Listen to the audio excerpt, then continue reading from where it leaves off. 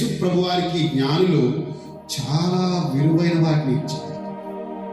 చాలా విలువైన వాటిని ఇచ్చారు. బంగారాన్ని ఇచ్చారు, బంగారాన్ని ఇచ్చారు, గోడమును ఇచ్చారు, సామ్రాన్ని ఇచ్చారు, వజ్ర మాణిక్య మణులను ఆయనకు కానుకగా ఇచ్చారు. ఎందుకని అంటే ఈ లోకంలో మరొక రాజు ఇతని వంటి వాళ్ళు లేరు, సర్వ సృష్టికి లోక రక్షకుడు అని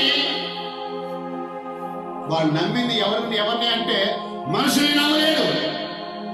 ఏంటంటే మనసును చేర్చినటువంటి మనుషుల్ని నమ్మలేదు. జీవితాలను నాశనం చేసినటువంటి మనుషుల్ని, రాజుల్ని, సైనికుల్ని, లేకపోతే తమకిష్టమైన వ్యక్తుల్ని నమ్మలా. నమ్మింది దేవుని యొక్క మాట విని నమ్మాడు.